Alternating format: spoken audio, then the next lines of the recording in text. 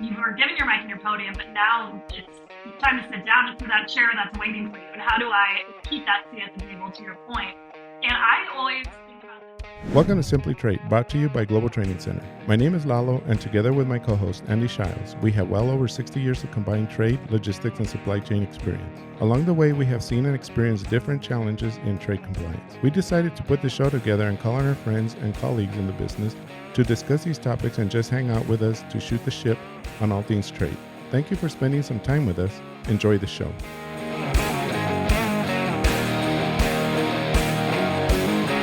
Well, Andy, I lined up a good guest for you today, or for us actually, and I think sometimes we forget about how important it is to have a voice out there and with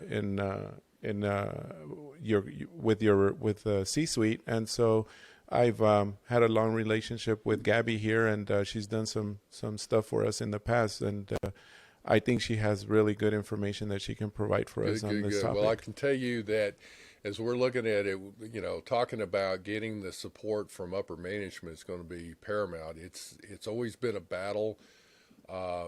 Generally speaking, compliance departments are treated like stepchildren.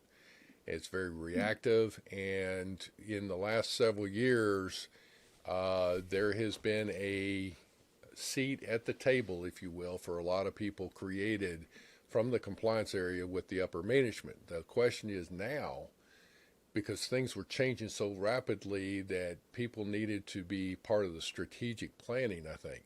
But the question is going to be now is, how do you keep that seat at the table as well as regain it if you've lost it? So, Gaby, welcome to our show. We're looking forward to talking with you. It's like I've thrown a big nugget there, but is there anything you want to start us off with just in general of what you're thinking about today?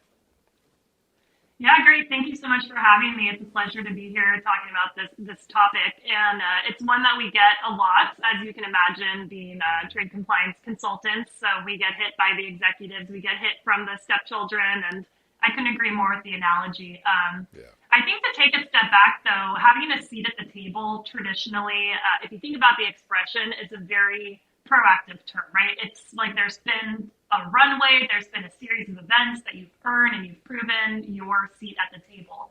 I would say with the previous administration, we weren't so much allowed for that runway. I think you nailed it when you talked about there's been strategy traditionally with having a seat at the table, but I would say with the series of events of the past few years, there wasn't so much the ability to have those proactive moments of building up to earn your seat at the table. We were kind of just given a mic and a podium, like, go, here, what do I do? And I think that to take a step back from that expression, and now it's about, you were given your mic and your podium, but now it's time to sit down for that chair that's waiting for you. And how do I keep that seat at the table, to your point? And I always think about this more when I talk about the quote unquote seat at the table or the mic and the podium we've been given. I always say we've been living in this reactive world. We haven't had the runway and the time to build these relationships, to structure, to lay the foundation, the solid foundation to build our trade compliance empires on. So to me, it's all about future facing. It's about how to really hone in on, like you said, Andy, that strategic concept, just how to solidify the foundation, look at that foundation, find the gaps, build those gaps into strategy for a company, because having a seat at the table to me is about merit and it's about the value that you provide to a company. And we all know we have merit, and so it's more about how can you communicate the value that trade compliance brings to an organization moving forward. Gaby, so that's the $1,000,000 question. Let me jump in here for a second, though. You're touching on a few good things. And one of the things that I've had experience with is in discussing situations with other compliance people. I always get this, especially when my own staff at different companies, but it was, they need to know something. It's like the compliance people have the minutia of detail just in their head. And so then they go to provide an update, if you will. And there is a definitive value of filtering through all of that, the Federal Registry notices, the regulations, the laws, the different things.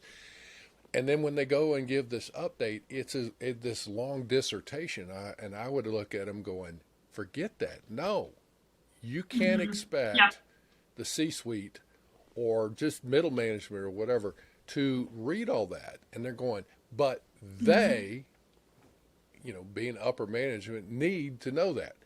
And I'm like, no, upper management needs to know concisely what's the action you need or you want them to take.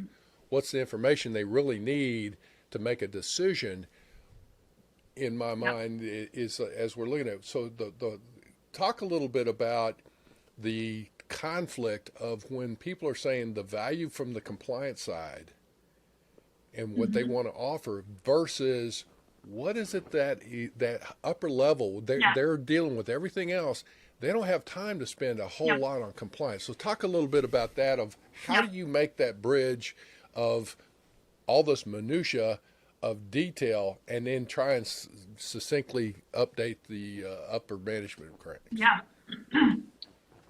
And I'm really glad you addressed that, because this is one of our the output of a lot of the work that we do is we're constantly in our assessments. We always provide our updates as compliance risk versus business risk, because what's considered a compliance risk is not often the business risk. So and it's always about how ultimately getting that in front of the executives. So we use a tool in our world. We build what's called an executive playbook, and when we're talking about value. And if you're the trade compliance person and you're running your import compliance or your export compliance, you think about, okay, value, what is value to a company? It's obviously financial. It's looking at where is the money flowing. So in terms of what you provide to your executives, think about all the minutia, like you said, all the nitty gritty of value. You can talk about ad valorem rates, and that's going to bore the ears off. People don't have the bandwidth. But if you put bullet points and say, hey, give me 30 minutes with your sourcing team, and I'm talking, if the minutia means there's a trade agreement that we can leverage or manufacturing that we can change, executives don't need to hear that. We have the opportunity to save $1 million in duty a year, and the background of that might be through 10 different bullet points that executives don't need to hear. But executives need to hear that you're thinking about the business in a way that you know who to talk to drive impact to the bottom dollar line. You can ask for time with engineering. You can say, as our business scales, your business ideally is always going to be scaling and growing. And as you scale, it's like we're dealing with maybe some high risk technology here. We're pulling in more defense subcontractors. Like, you want to go out after the defense defense? Like, let's give me 30 minutes so I can talk to you about the risks and what that means for the company. Or have you thought, I just came back from a conference. It seems like you're talking now sales. So I think it's about, number one, look at your organization. What are the main departments that generally traditionally provide value? It's sales, engineering. It's those are kind of the two main ones we always focus on. And it's communicating to the executives that I can give these engineering some bullet points on how to scale the business in a way that protects the company and really enables the growth of us in that direction. And it's talking about, I can talk to finance or sourcing on some strategic thoughts and opportunities that can really drive impact to the bottom dollar with the duty rates. And I think if you come like, here's how we can save money and here's how we can facilitate scalability for the future of our company, an executive is not going to not listen to that, right? So that's kind of how we feel. Well, you're hitting on something I think I like is, let me rephrase it, because again, like I said, I'm dumb as a box of rocks, so I have to keep it pretty simple, right? Is as we're looking at this stuff is translating into taking your message and translating all of this information into something that's going to be accepted or understood more by the executive level. I'm keeping it simple. It's a case where those executives don't need to go into the details. That's what the compliance folks are there for. I used to tell the staff, your job is to get through all that detail. If an executive wants to know more information, they'll ask questions. And absolutely. So talk a little bit more about your executive playbook. I used to have something what I called the back pocket list for upper management. We would put together Mm-hmm. a list of agenda items and some key things. If somebody Mm-hmm. were traveling, let's say to Washington D.C. or to a state capital or Mm-hmm. something like that, it's like, hey, if you run into somebody from this agency, here's the key thing, and if there's any questions, always just refer them back Mm-hmm. to this person. Here's phone number, easy enough. But Yeah. what about your executive playbook? What are the kind of things that you put in that? I'm sure it's not very long, and it must be very succinct. Yeah. Yeah, like I said, the categories it's just two bullet points really. It's the financial opportunities and it's the future opportunities. It's what can be changed today and what can help in the future. I like where you're going with that. So if that's your executive playbook, the scenario there is that's whatever format you wind up putting that in and keeping it just pretty simple. Mm-hmm. But then that's what you use as an update, whether it's weekly, monthly, quarterly, but it's Yeah, something where they get used to seeing that, but maintaining that, creating it's one thing, mm-hmm. but maintaining it is another thing, right?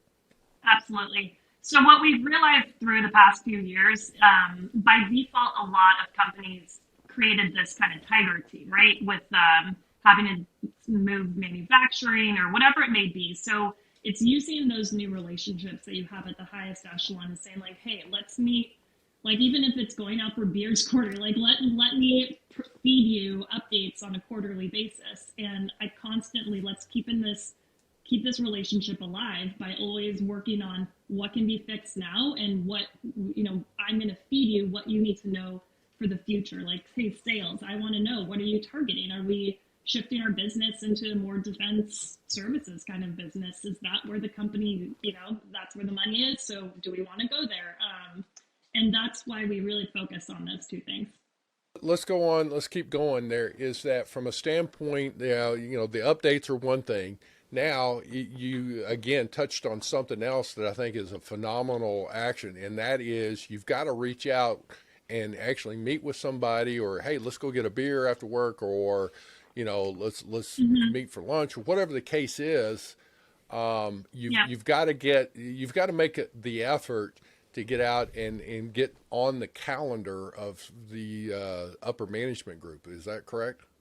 Yeah, absolutely. I mean, I know you say, or sometimes we will say that they don't care about trade compliance, but the truth of the matter is companies have been burned and have felt the pain, and companies don't want to feel that pain. Like, I think in the beginning of this conversation, Lala, you talked about being at the cool kids table. I always say we were invited to this party, but no one really wanted us to be there to begin with. Yeah. So it's about how to maintain that relationship. It's like you kind of walked in this party, it's like, great. But now it's our job to really make it high level, dumb it down, whatever you need to do. Just what does a company care about? It's future growth. Right. It's bottom dollar. So trade compliance touches on every element of an organization, but it's so easy so long as you have that relationship established, which ideally you do, given the past few years.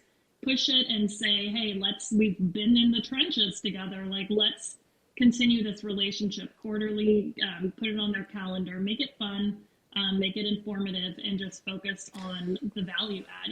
It's always going to be there. Okay, well that's the thing that let's talk that you're in those meetings, you're at the table, if you will. What are the do's and the don'ts and the things to do? I mean, it's one of those things where, have you ever been at a party and you wind up talking to somebody that is, goes so much into detail, you're going, okay, first chance I get, I got to get something else to drink, and off you go. Yeah, So let's talk about absolutely. that. Is how to, what should you be doing? Do you guys talk about how to train somebody on literally how to communicate with upper management? So yes, we do.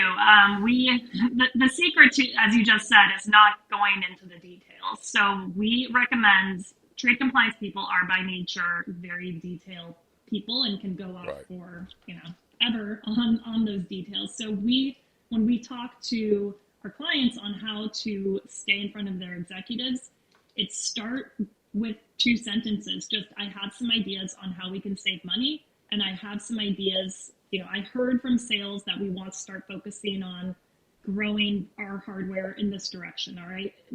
Show something that you've been listening and communicating with other executives or with other key players. So number one, you're showing like, I have ideas on how we can save money. Number two, you're showing ideas on, you're communicating, I've spoken to these people. I know the direction the company is going, and I have ideas on how we can scale that.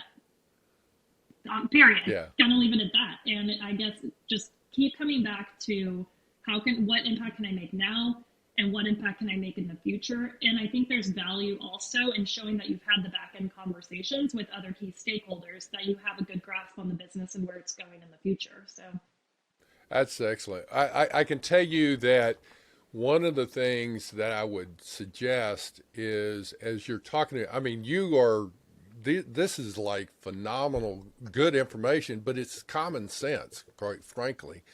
But as you're looking at it, one of the things is, what are the current objectives, or the current goals or objectives that each of these executive division heads may be shooting for? Everything from increasing sales of your sales. I understand it, but more specifically, the product mix versus the engineering versus the sourcing. You're trying to let's face it, companies are looking for bigger, better, faster, cheaper. Okay, take that, and from a compliance standpoint, look at it and go, in project XYZ, I have some ideas of how to, save some money, or, do like you're talking about of maybe how to increase sales in this, but, do it in a compliant way. Whatever the case is, but it's like, I think that it would be good to take what you just said and add, pull in your targets, pull in your objectives for the company. Yep, absolutely. Well, I think, again, it depends on your relationship and how much time you have with this executive. So I think that would be almost the next level of pulling in the objectives. I don't know if there's, we have clients who receive quarterly plans that come down from the executive. So then you can start to get more detailed. But if you are standing in the lunch line, or, whatever, have 3 minutes to talk to your executive, it's, hey, I have some ideas. And then from there, oh, tell me about it. And then it's, well, our objective are X, Y, and Z. And so I think for X, we can do this. And that's your, talking about, I was talking to sales. I was talking to Bob over in accounting. Let's start accruals. I can run reports with my tools. So that's where we can get to the next level. And because you're really we're at the nucleus, but with an exec, or like an onion, right? Execs only want the skin, but at the end of the day, we have to do the whole onion right down to the middle. But an exec is, it just depends on how much bandwidth you get. But if you can just focus on the value add out the gate conversation, and then be ready to back it up. So don't talk to your execs, kind of scale it up and scale it back. So don't talk to your execs until you've understood the goals of the company, which, again, it's common sense, right? This is not rocket science, but know the goals. But when you get in front of the exec, just, I have ideas, we can drive change here, and in a good way, and then have the backup. They don't need to hear it out the gate. Keep it simple. Then you have their ear, and then say, tell me more, and then you go with the next level. Let's talk about follow-up then. The next step would be, as you're talking through to these people or whatever, what do you suggest in the follow-up? Yeah, I said, so I have an example of this. When I worked in-house, I had an opportunity to be next to the CFO in our coffee line, and I mentioned something about accruals, and it's next thing you can send a follow-up and say, as discussed, and here are some bullet points, and we can schedule time, or shoot me an email, like whatever it is, and you send it to the CFO. It's usually filtered, by an assistant or whatever, but and we encourage our clients to always be acting like that. It's not just about just having the opportunity. It's about just, again, the bullet points. Have your backup ready to go. Don't talk to them. Building your elevator pitch, part of that is gathering facts, right? It's talking to sales, having an idea of what of the company's direction, but ultimately your hook is the dollar. Is I can I can address the financial bottom line and I can talk about the future. But ideally, you've already assembled your facts. So your follow-up should be, I talked about these two things. Here's some sub bullets. But again, you don't want to give them too much. You don't want to send a whole, more than 3 or 4 sentences. I think that's what do they say? The TLDR. Too long, don't read. You just want just 2 or 3 bullet points under each fact and say, happy to talk to you or another stakeholder about this, and should take 30 minutes. And to your point, don't take all 30 minutes ever when you schedule meetings, and sooner. So, well, here's something else is that compliance in the past has been very reactionary. And secondarily to that, as I gave the analogy, is been treated, and it still could be to this day, treated somewhat like a stepchild. Just go over and do your compliance thing, get out of the way, and we'll call you if we need you, kind of thing. And then when the proverbial, what hits the fan, then he's like, well, why didn't you tell us, Part of the deal with the compliance is building, broadening your base of your network within the company. So, and more specifically, broadening the base of gaining support from other areas. So one of the suggestions that we've just been talking about of meeting with the upper management, giving updates and things, one of the things I would suggest also, and see what your thought is finding somebody or some department that has done something well, and so especially in follow-up to, hey, just want to let you know, Bob over in purchasing did something that's going to support the project I talked to you about last month. It's like, you ought to, here's the question to ask, or here's the something to look at, is that this is a good thing, and I think it's going to help in increasing, the efficiency or reducing costs or whatever the case is, but looking for opportunities to complement some other departments so that, as the old saying goes, you can attract more flies with honey than vinegar. So. Yeah, absolutely. I think that there's huge value in always elevating your teammates and others in the organization 100%. I think that, again, is kind of one of those human common sense things that unfortunately not enough people remember, and especially just given the nature. We have the opportunity, of course, with what we do to be part of a lot of different organizations and see different cultures. And we see those cultures where that have a very strong honey trap, and we see others that, it needs some work and improvement. So, yes, I think as a whole, like if I talk about the onion and how from an executive standpoint and the seat at the table standpoint, we want to keep it high level. But fundamentally, what you should be doing, and we'll do this a lot of times with trade compliance folks, especially when either someone inherits the hat or it's a new hire. But you sit down and you do a literal map and you put trade compliance in the middle. You say, what are our departments? And with each department, you meet with them so that you can understand their processes.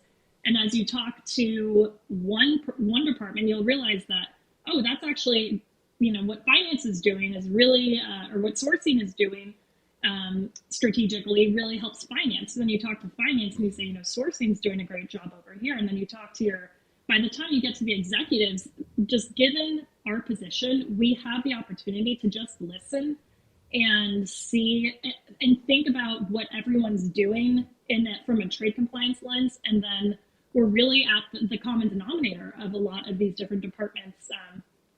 From that, now zooming back out to executives from a duty standpoint, you can say sourcing's doing a great job with this, finance is doing a great job with this. If we did a quarterly meeting where we could just mesh everything together, we can talk about targeting trade agreements, free trade programs. If you're talking on the export side, engineering's doing this, and we've got some, research and development over here as a separate thing. And just, we have this ability to be creative in a way where we can observe and listen, call out the awesome things that these departments are doing, and then have that, by the time you get up to your executive level, you've already had that conversation, and you're able to really show that you've listened and point out the great work being done within each other siloed department, because they're all siloed, really. Well, Gabby, I mean, that is outstanding with what you just went through, because what it's demonstrating by the time you get there, it's not like this, you're coming in from left field. Nobody's really seen you, especially if you're new to the company, but it's like you're coming in and you're like a bull in a china closet, tearing up everything and flipping it. It's like when you have gone through and met with, the folks in the different areas or different divisions and departments, and you've talked with them and listened to them. So then when you get to that C level or upper management level, and you're able to say, you know what, I met with purchasing or sourcing and they did this, and I found out engineering's doing this and operations is doing, and you just incorporate that into your conversation. It gives you a great deal of credibility, would it not? 100%. Yes. Yeah. And it's research. It's what we do best, right? In compliance, we fact find, we investigate, and we're curious. We have to be constantly evolving and, ahead of staying on top of these regulations. We have a very front lines type of job, and this just kind of is part of the puzzle. Again, common sense, and not something we've really had the time to be doing in the past few years, but it's time to take advantage of the time to be, again, proactive, build those relationships. Your time with the executives, that's your time to shine, but don't go in there blind. You got to be prepared. So that's how you get prepared. Well, you touched on it where you're better off to do your homework, do your research before you start knocking on the C-suite doors. So it's man, I tell you what, Gabby, this is excellent in that be prepared before you walk in, and that's your time to shine, but you don't want to go overboard and you don't want to take too much time. So in and out. So, well, Gabby, is there anything else you would like to add for this in closing?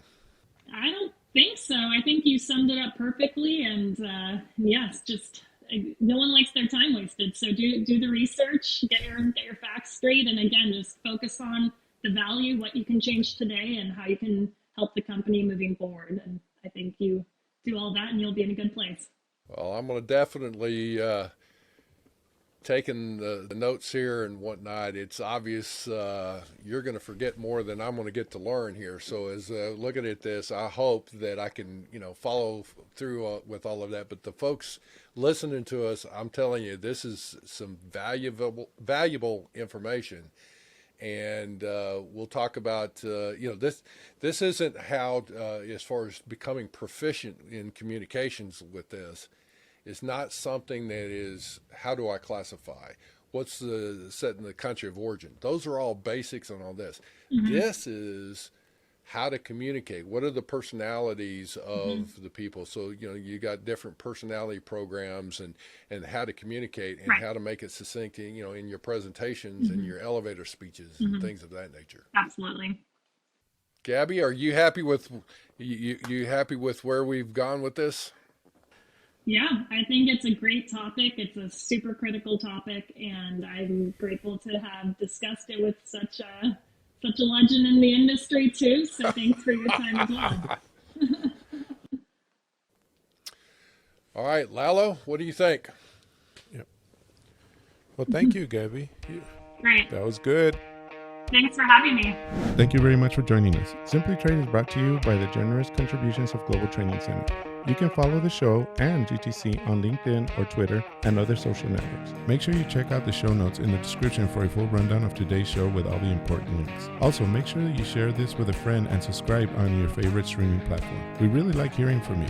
If you enjoyed the show, make sure to rate and review wherever you listen to this podcast. If you or someone you know would like to be a guest in the show or would like to sponsor Simply Trade or suggest any topic you would like for us to discuss, please contact us via email at simplytrade@globaltrainingcenter.com, or you can DM us on Twitter at simplytradepod. Thank you again for the privilege of your time. Happy trading.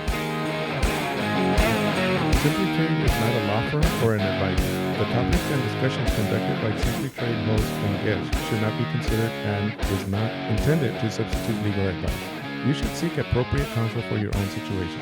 These conversations and information are directed towards listeners in the United States for informational, educational, and entertainment purposes only and should not be substituted for legal advice. No listener or viewer of this podcast should act or refrain from acting on the basis of information on this podcast without first seeking legal advice from counsel. Information on this podcast may not be up to date depending on the time of publishing and the time of viewership. The content of this posting is provided as is. No representations are made that the content is error-free. The views expressed in or through this podcast are those of the individual speakers, not those of their respective employers or Global Training Center as a whole.